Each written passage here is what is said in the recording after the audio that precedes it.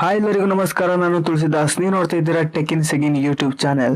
So friends, ಇವತ್ತೊಂದು ವಿಡಿಯೋದಲ್ಲಿ ನಾನು ನಿಮಗೆ ಏನಾದ್ರು ಗ್ರೋ ನಲ್ಲಿ ಇಕ್ವಿಟಿ ಡೆಲಿವರಿ ಟ್ರೇಡ್ ಮಾಡ್ತೀರಾ ಅಂತಂದ್ರೆ ಅಥವಾ ಇಕ್ವಿಟಿ ಇಂಟ್ರಾಡೇ ಟ್ರೇಡ್ ಮಾಡ್ತೀರಾ ಅಂತಂದ್ರೆ ಯಾವ ರೀತಿ ನೀವು ಬ್ರೋಕರೇಜ್ ಕ್ಯಾಲ್ಕುಲೇಟ್ ಮಾಡೋದು ಅಂತ ಇವತ್ತೊಂದು ವಿಡಿಯೋದಲ್ಲಿ ತಿಳಿಸ್ಕೊಡ್ತೇನೆ. ಮತ್ತು ಎಷ್ಟು ಫೀಸ್ ಅಂತ ನಾನು ನಿಮಗೆ ಇವತ್ತೊಂದು ವಿಡಿಯೋದಲ್ಲಿ ತಿಳಿಸ್ಕೊಡ್ತೇನೆ. ಸೊ ಇವಾಗ ಅಂದ್ರೆ ಇಕ್ವಿಟಿ ಡೆಲಿವರಿ ಅಂತಂದ್ರೆ ಇವಾಗ ನೀವು ಒಂದು ಸ್ಟಾಕ್ ಅನ್ನ ಹೋಲ್ಡ್ ಮಾಡಿ ಇಟ್ಕೊಂಡಿರ್ತೀರ ಲಾಂಗ್ ಟರ್ಮ್ ಆಗಿ.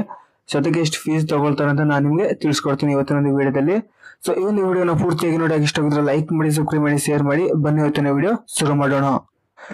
ಸೊ ಟ್ರೇಡಿಂಗ್ ನಲ್ಲಿ ಎರಡು ತರ ಫೀಸ್ ಆಗ್ತಾರೆ. ಸೊ ಅದ್ರಲ್ಲಿ ನಿಮಗೆ ಯಾವ್ದಾದ್ರು ಒಂದನ್ನ ಚಾರ್ಜ್ ಮಾಡ್ತಾರೆ ಅಂತಂದ್ರೆ ಇವಾಗ ಟ್ರೇಡಿಂಗ್ ಅಮೌಂಟ್ ನಲ್ಲಿ ಒಂದು ಸ್ಮಾಲ್ ಪರ್ಸೆಂಟೇಜ್ ಬ್ರೋಕರೇಜ್ ಚಾರ್ಜ್ ಆಗುತ್ತೆ. ಮತ್ತೆ ಇನ್ನೊಂದು ಏನೇ ಅಥವಾ ಎಷ್ಟೇ ಆರ್ಡರ್ ಮಾಡಿದ್ರು ಅದಕ್ಕೆ ಫಿಕ್ಸ್ಡ್ ಅಮೌಂಟ್ ಅಂತ ಚಾರ್ಜ್ ಮಾಡ್ತಾರೆ. ಸೊ ಅದನ್ನ ನಾವು ಫ್ಲಾಟ್ ರೇಟ್ ಅಂತ ಕರಿತೀವಿ.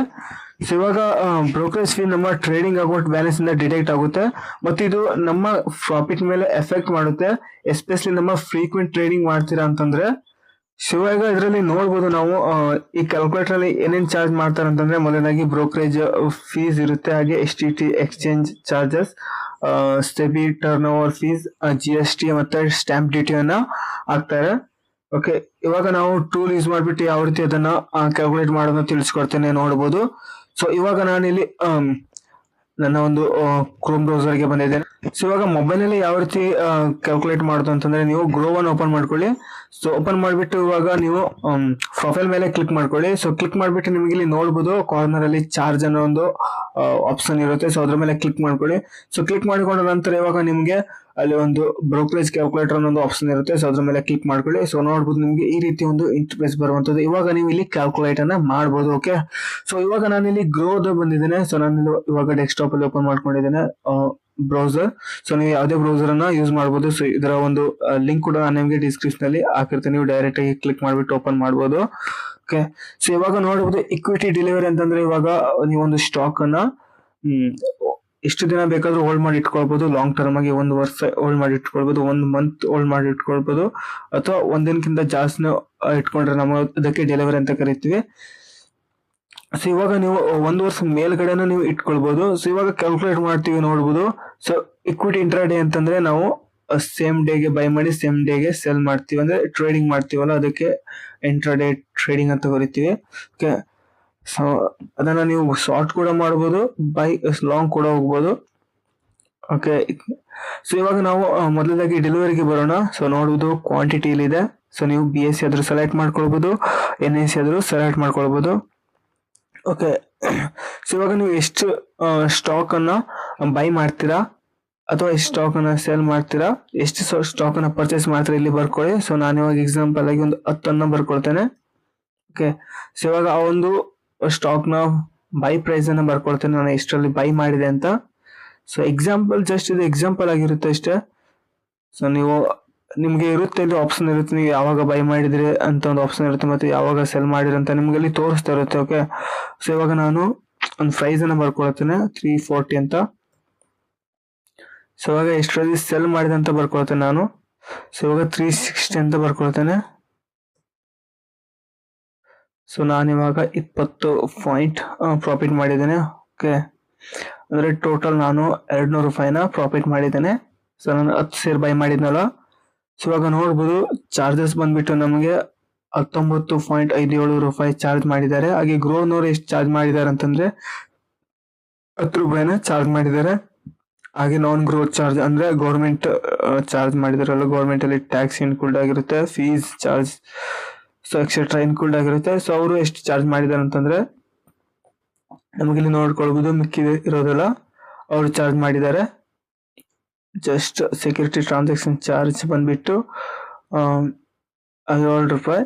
ಸೊ ಎಕ್ಸ್ಚೇಂಜ್ ಚಾರ್ಜ್ ಬಂದ್ಬಿಟ್ಟು 0.21 ರೂಪಾಯಿ, SEBI turn over fees 0.01 rupees, ಹಾಗೆ GST 1.84 ರುಪೀಸ್, ಹಾಗೆ ಸ್ಟಾಂಪ್ ಡ್ಯೂಟಿ ಬಂದ್ಬಿಟ್ಟು 0.51 ರುಪೀಸ್. ಟೋಟಲ್ ಆಗಿ ನಾನ್ ಗ್ರೋತ್ ಚಾರ್ಜ್ ಬಂದ್ಬಿಟ್ಟು 9.57 ರುಪೀಸ್. ಸೊ ಇದು ನಾನ್ ಗ್ರೋತ್ ಚಾರ್ಜ್ ಆಗಿತ್ತು. ಟೋಟಲ್ ಆಗಿ ಬಂದ್ಬಿಟ್ಟು 19.57 ರುಪೀಸ್ ಚಾರ್ಜ್ ಅನ್ನ ಮಾಡಿದ್ದಾರೆ. ಸೊ ಈ ರೀತಿಗೆ ನಾವು ಕ್ಯಾಲ್ಕುಲೇಟರ್ ಅನ್ನ ಮಾಡಬಹುದು. ಸೊ ಇವಾಗ ನಾನು ಇನ್ನು ಜಾಸ್ತಿ ಬರ್ಕೊಳ್ತೇನೆ. ಓಕೆ, 100 ಶೇರ್ ಅನ್ನ ಹಾಕ್ತೇನೆ. ಸೊ ಇವಾಗ ಇಲ್ಲಿ ಬಂದ್ಬಿಟ್ಟು ನೋಡ್ಬೋದು ಪ್ರಾಫಿಟ್ ಅಂಡ್ ಲಾಸ್ ನೋಡ್ಬೋದು. ₹2,000 ಅಂದ್ರೆ ₹2,000. Okay, plus ₹2,000. ಹಾಗೆ ಚಾರ್ಜ್ ಬಂದ್ಬಿಟ್ಟು ನೋಡ್ಬೋದು, ಗ್ರೋತ್ ಚಾರ್ಜ್ 124, ಟೋಟಲ್ ಚಾರ್ಜ್ ಬಂದ್ಬಿಟ್ಟು 124, ಹಾಗೆ ಗ್ರೋ ಚಾರ್ಜ್ ಬಂದ್ಬಿಟ್ಟು ₹40, ಹಾಗೆ ನಾನ್ ಗ್ರೋ ಚಾರ್ಜ್ ಬಂದ್ಬಿಟ್ಟು ₹84. ಸೊ ಹಾಗೆ ನೀವು ಕ್ಯಾಲ್ಕುಲೇಟ್ ಅನ್ನ ಮಾಡ್ಕೊಳ್ಬಹುದು ಫ್ರೆಂಡ್ಸ್. ಈ ರೀತಿಯಾಗಿ ಇವಾಗ ನೋಡ್ಬೋದು, ನಾನು ಇಕ್ವಿಟಿ ಇಂಟ್ರಾಡೇಗೆ ಯಾವ ರೀತಿ ಚಾರ್ಜ್ ಮಾಡ್ತಾರೆ ಅಂತ ತಿಳಿಸ್ಕೊಡ್ತೇನೆ. ಸೊ ಹಾಗೆ ಬಂದ್ಬಿಟ್ಟು ಕ್ವಾಂಟಿಟಿಯನ್ನು ಸೆಲೆಕ್ಟ್ ಮಾಡ್ಕೊಳ್ಳಿ, ನೀವು ಎಕ್ಸ್ಚೇಂಜ್ ಅನ್ನು ಸೆಲೆಕ್ಟ್ ಮಾಡ್ಕೊಳ್ಳಿ. BSC ಬೇಕಾದ್ರೆ BSC, NSC ಬೇಕಾದ್ರೆ NSC. ಸೊ ನೋಡ್ಕೊಳ್ಳೋದು BSC ಕೂಡ ಡಿಫ್ರೆಂಟ್ ಇರುತ್ತೆ ಚಾರ್ಜ್. ಸೊ ಜಸ್ಟ್ ₹1 ಅಷ್ಟೇ ಡಿಫ್ರೆನ್ಸ್ ಇದೆ, ನೋಡ್ಬೋದು. ಓಕೆ, ಸೊ ಇವಾಗ ಅದರಲ್ಲಿ ನೋಡ್ಬೋದು NSC ನ ಸೆಲೆಕ್ಟ್ ಮಾಡ್ಕೊಂಡಿದ್ದೇನೆ, ಅದೇ 100 ಕ್ವಾಂಟಿಟಿಯನ್ನು ಸೆಲೆಕ್ಟ್ ಮಾಡ್ಕೊಂಡಿದ್ದೇನೆ ಇಂಟ್ರಾಡೇದಲ್ಲಿ. ಅವಾಗ ನೋಡ್ಬೋದು ₹2,000 ಪ್ರಾಫಿಟ್ ಮಾಡಿದ್ದೇನೆ. ಹಾಗೆ ಚಾರ್ಜ್ ಬಂದ್ಬಿಟ್ಟು ₹59.76, ಹಾಗೆ ಗ್ರೋ ಚಾರ್ಜ್ ಬಂದ್ಬಿಟ್ಟು ₹40, ನಾನ್ ಗ್ರೋ ಚಾರ್ಜ್ ಬಂದ್ಬಿಟ್ಟು ₹19. ಸೊ ಇಲ್ಲಿ ಇಕ್ವಿಟಿ ಡೆಲಿವರಿಯಲ್ಲಿ ತುಂಬಾ ಚಾರ್ಜ್ ಆಗುತ್ತೆ ಅಂತ ನಾವು ಹೇಳ್ಬೋದು. ಸೊ ಓಕೆ, ನಾವು ಲಾಂಗ್ ಟರ್ಮ್ ಅಲ್ಲಿ ಹೋಲ್ಡ್ ಮಾಡಿ ಇಟ್ಕೊಂಡಿರ್ತೀವಲ್ಲ, ಸೊ ನಾವು ಟ್ರೇಡಿಂಗ್ ಮಾಡೋದ್ರಿಂದ ನಮಗೆ 59.76 ಚಾರ್ಜ್ ಆಗುತ್ತೆ. ಇವಾಗ ನಾನು ನೋಡೋಣ, ಇನ್ನು ನಾನು ಚೇಂಜ್ ಮಾಡ್ತೇನೆ, ಅಂದ್ರೆ ಜಾಸ್ತಿ ಮಾಡ್ಕೊಳ್ತೇನೆ, 150 ಮಾಡ್ಕೊಳ್ತೇನೆ ಅಷ್ಟೇ. ಸೊ ಇವಾಗ ನೋಡು ಚಾರ್ಜ್ ₹66 ಆಯ್ತು. ಓಕೆ, ಸೊ ಇವಾಗ ನಾನು ಪ್ರಾಫಿಟ್ ಕೂಡ ಜಾಸ್ತಿ ಮಾಡ್ಕೊಳ್ತೇನೆ, 340 ಇದೊಂದು 400 ಮಾಡ್ಕೊಳ್ತೇನೆ. ಸೊ ನೋಡ್ಬೋದು ₹67 ಚಾರ್ಜ್ ಆಯ್ತು. ಸೊ ಇವಾಗ ಲಾಸ್ ಮಾಡ್ತೇನೆ, ನೋಡೋಣ ಏನಾಗುತ್ತೆ ಅಂತ. 340 320 ಬರ್ಕೊಳ್ತೇನೆ. ಸೊ ಜಸ್ಟ್ -300 ಲಾಸ್ ಆಗಿದೆ. ಸೊ ನೋಡ್ಬೋದು ಚಾರ್ಜಸ್ 64.32. ಸೊ ಯಾವುದೇ ಕಾರಣಕ್ಕೂ ನೀವು ಪ್ರಾಫಿಟ್ ಆಗಲಿ ಲಾಸ್ ಆಗಲಿ ಚಾರ್ಜ್ ಹಾಕ್ತಾರೆ. ಓಕೆ, ಸೊ ಈ ರೀತಿಯಾಗಿ ನಾವು ಬಂದ್ಬಿಟ್ಟು ಚಾರ್ಜ್ ಅನ್ನ ಕ್ಯಾಲ್ಕುಲೇಟ್ ಅನ್ನ ಮಾಡ್ಬೋದು. ಈ ಟೂಲ್ ಯೂಸ್ ಮಾಡಿದ್ರೆ ಟ್ರೇಡರ್ಗೆ ನೆಟ್ ಟ್ರೇಡ್ ಕಾಸ್ಟ್ ಹೇಗಿದೆ ಅನ್ನೋದನ್ನ ಗೊತ್ತಾಗುತ್ತೆ. ಎಸ್ಪೆಷಲಿ ಇಂಟ್ರಾಡೇ ಟ್ರೇಡರ್ಸ್ಗೆ ಇದೊಂದು ಸೂಪರ್ ಯೂಸ್ಫುಲ್ ಟೂಲ್, ಯಾಕೆಂದ್ರೆ timing and low cost execution ತುಂಬಾನೇ ಮುಖ್ಯವಾಗಿರುತ್ತೆ. ಸೊ ನೀವು ಬಿಗ್ನರ್ ಆಗಿರ್ಲಿ ಅಥವಾ ಎಕ್ಸ್ಪೀರಿಯನ್ಸ್ ಟ್ರೇಡರ್ ಆಗಿರ್ಲಿ, ಆರ್ಡರ್ ಎಕ್ಸಿಕ್ಯೂಟ್ ಮಾಡೋದಕ್ಕೆ ಮುಂಚೆ total cost of trade calculate ಮಾಡೋದು ಕಂಪಲ್ಸರಿ.